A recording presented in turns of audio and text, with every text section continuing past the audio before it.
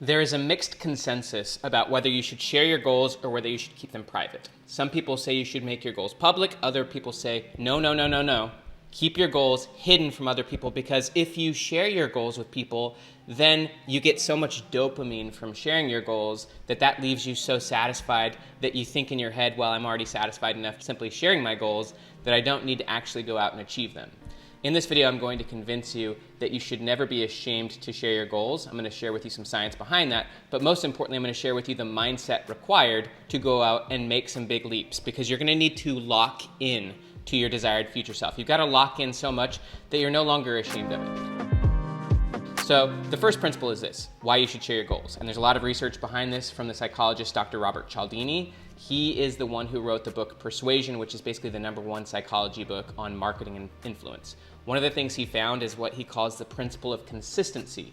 And the principle of consistency shows that people really have a strong desire to be consistent. We want our identity, our words, and our actions to be consistent with each other. So what happens is, from a marketing standpoint, there's a concept called the foot in the door approach, where if someone can get you to say yes to a small commitment, they're more likely to get you to say yes to a big commitment. And so marketers get people to say yes to something really small, such as, will you sign this little petition? And then eventually they can get them to do really big, extreme things, because someone said yes to something once, they feel the need to say yes again and again and again. Obviously, this isn't always the case, but people have a desire to have their words be consistent with their actions and their self-image. And so one of the ways you can do this, and Dr. Robert Cialdini has found this, obviously you want to write down your goals. There's a lot of research between writing down your goals. If you're not writing down your goals, then you're probably not going to achieve them. You want to write them down regularly. You also want to visualize them at the end of your day. Michael Phelps, many Olympic athletes visualize themselves achieving their goals. There's a lot of research that shows that you cannot actually engage in a concept known as deliberate practice unless you have a clear vision of your future self. Link down below to that article, by the way. But you have to have a clear vision of your future self, and you have to have the ability to see in your mind yourself achieving whatever it is you want, realizing whatever it is you want, in order to engage in deliberate practice. Deliberate practice is your ability to transform yourself. Deliberate practice means you can take wherever you are and transform yourself into the person you want to become. And there's a lot of research that shows deliberate practice is available to anyone. And here's what's even more crazy, is how able people are to transform. It is fundamental for you to transform. It's an important experience to have, to watch yourself transform. It's really crazy to look at old footage of current Olympic runners. There's a runner named Eleanor Perrier. If you look at her footage from back in college, she was very average looking. Now she looks like a freaking Spartan woman. But she had to have that vision of her future self, and then she had to deliberately practice. And you can deliberately practice and become amazing at anything. So now I'm combining principles, but to go back to the first principle, which is the principle of consistency. You need to actually write things down and be consistent with what you've written down, but then expressing your goals and sharing with people who you want to be. Talking about your future self leads you to wanting to become more consistent with your words. Most people, their identity is rooted in their past. And your identity is the story in which you tell about yourself. Most people's story is very present-focused or very past-focused. You want your identity narrative or your story about yourself to be based on your desired future self. And you want that future self to be fundamentally different from your current self. If you have a fixed mindset in psychology, what that means is that you believe your current self is the be-all, end-all, and that you don't believe you can transform. Whereas if you have a growth mindset, you view your future self as someone fundamentally different than your current self. They've got different knowledge, skills, capabilities, environment, situation. They've got different income. They've got a different identity, a different belief system, because they're operating at a different level. The more stretched and expanded your future self can be, and the more you can measure that and vocalize it, the more you can tell people about your future self. You should never be ashamed of your future self.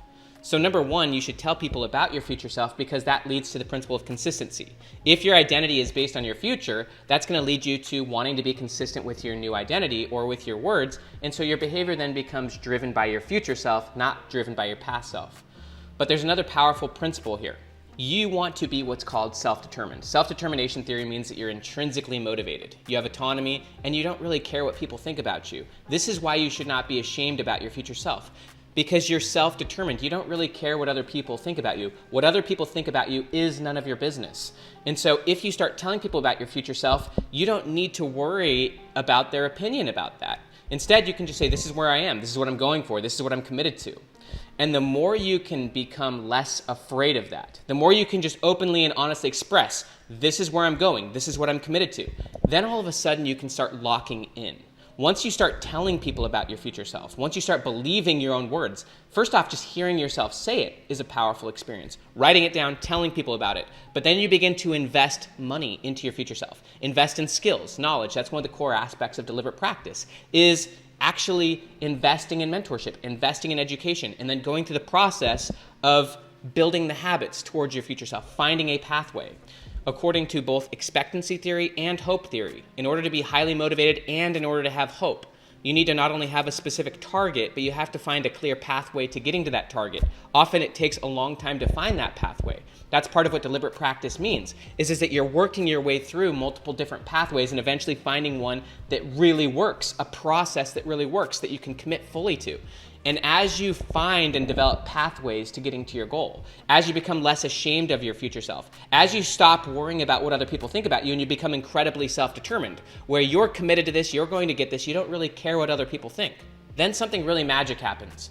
There's a combination of things that are happening here. Number one, you're really clear on your future self. It's exciting, it's expansive, it's measurable. You're no longer ashamed of it. You're now telling people about it, which means they believe it, you believe it, and you don't really care if they believe it or not. You don't care what they think or if they're trying to discourage you. You're just becoming increasingly convicted and excited about it. And then you're investing money into it. You're finding multiple different pathways, and then you're committing to a process of getting there. As you engage in that, now your identity is becoming powerful, because not only is it something you're saying with words, but now you're investing in it, which creates commitment. You're finding pathways, and you're now engaging in behaviors towards it.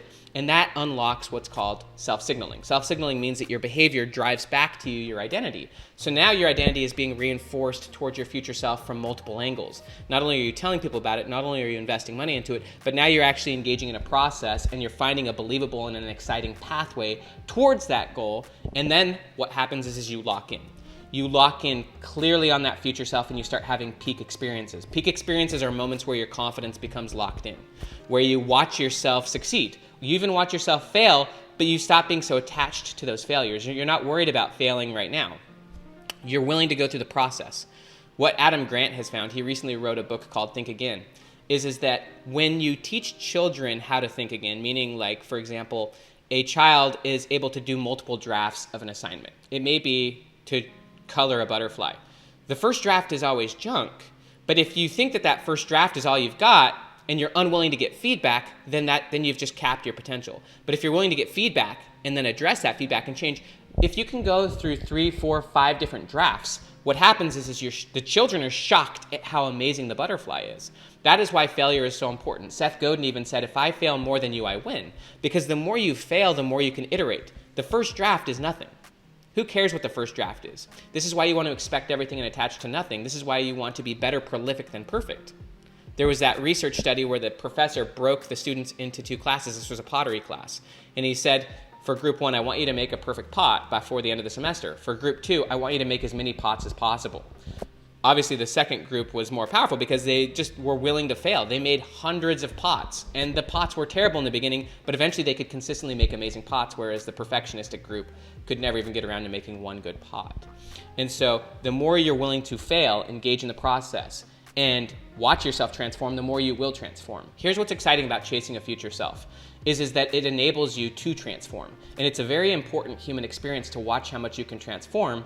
And it's also important to transform to the degree that it makes other people semi-uncomfortable because they aren't engaging in such a deliberate process. The more intentional you are towards your future self, the more courageous you are, the more peak experiences you will have. And the more peak experiences you have, the more your mind is stretched. It's that quote from Oliver Wendell Holmes Jr. that once a mind is stretched by a new experience, it can never go back. Well, the more peak experiences you have through courageous action, through deliberate action, and by the way, peak experiences happen outside of your typical way of doing things. They happen outside your comfort zone, in new environments. You can engineer peak experiences all the time, where you settle in on your future self, or where you watch yourself do something that creates some really strong resolve, or stretches your mind towards what's now possible, which was not formerly possible. Once you have those type of experiences, your current self now, with those experiences, is uncomparable to your former self. You're now no longer the same person you used to be because now you know things that your former self didn't know. You now have perspectives, vision, goals, confidence that your former self didn't have. And so you can't really compare your current self and your former self because now you're operating with a new system. Just like when you get a new iPhone and you update the system, it now has different capabilities than the former iPhone or than the former processor. So you always want to be updating yourself. This is why Joshua Waitzkin always asks himself every 3 months, what do I believe right now that I used to not believe? Or what did I used to believe that I no longer believe? Alain de Botton, the British philosopher, said if you're not embarrassed by who you were 12 months ago, you didn't learn enough. Ray Dalio basically said the same thing. Ray Dalio is the billionaire investor, and he said, if you don't think you're stupid a year ago, then you didn't learn enough. The point is that if you're having so many peak experiences by deliberately chasing an expanded vision of your future self, then you're always going to be stretching beyond your former self. It's that whole process of getting feedback. First draft doesn't matter. 5th draft, 6th draft, 7th draft later, you have capability, confidence, skills that your former self didn't even have, and you're blown away by what you can create. And so what happens is that as you're chasing your future self, as you're going through this deliberate practice process, and as you're transforming in unbelievable ways, some of the people around you aren't going to believe your growth is real because it's so incomprehensible to them.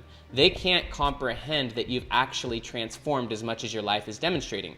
They still think you're that same person, and they're going to talk to you the same way that they did in the past. They are not going to believe that you can transform at the level you did because they haven't gone through that deliberate process themselves. Instead, they're still attached to their former self. They're still distracted, and they're skeptics. They don't have faith. They don't have vision. They don't have a growth mindset. And so they're projecting that on you. I've had that happen so many times. My life is fundamentally different from my former self. But even when I go to some family reunions, there are certain people who just simply cannot believe that I'm the person I am now. And they literally try to force my former self on me, and they try so hard to prove to themselves that I'm still the same person because it just literally doesn't fit within their worldview. But there's also other people who have gone through the transformation with me, and there's people who will go through the transformation with you where they can know that it was a genuine transformation. And so you can't worry about what other people think of you, but also to some degree you want to go through such extreme transformations and growth that other people don't believe it, they're skeptical of it, or they really just don't want to believe it. It just breaks their worldview. To pull all this together, being self-determined means that you're internally driven. You've got intrinsic motivation. You're not measuring yourself against anyone. You're not comparing yourself to anyone. You're measuring yourself against yourself. Ernest Hemingway said that there is no nobility in being better than someone else. True nobility is being superior to your former self. I love the football player Trevor Lawrence, who just became the #1 draft pick in the NFL. He said he really doesn't care what other people think of him. He has his own standards and his own measures of success. Anyone who's a high achiever is determining their own measure of success. They're not comparing themselves to anyone else. They're determining their own path. They're not ashamed of their goals. They're not ashamed of their vision. They're not ashamed of anything. They decide where they want to go. They'll get the support they need because there's plenty of people who will support you. Accountability partners, mentors, people you can invest in who can help you get where you want to go. And then you experience so much transformation that some of the people around you just simply won't be able to believe it. But it's human nature to transform. And it's also a very powerful psychological experience to watch yourself transform in some specific way, in some deliberate way, to go through the deliberate practice process of watching yourself develop skills, mindsets, and identity, and to watch yourself become excellent at something, to go from maybe a poverty mindset to a wealthy mindset, to go from poor to rich, to go from someone with no skills in something to having brilliant, world-class skills at something. Watching yourself transform is how you build confidence. It's also how you build a flexible identity, and it's how you don't lock yourself in and prematurely overly determine who you think you are. So don't be ashamed of your future self. Don't be ashamed of sharing your goals. You want to tap into the principle of consistency. You want to become self-determined, and you want to engage in deliberate practice. And then let the chips fall where they may. Who cares what people think about you? I'm Dr. Benjamin Hardy. Down below, you can get access to my free peak state checklist. Also, please thumbs up this video. That really helps the channel. Please subscribe if you're not subscribed, and I'll talk to you later.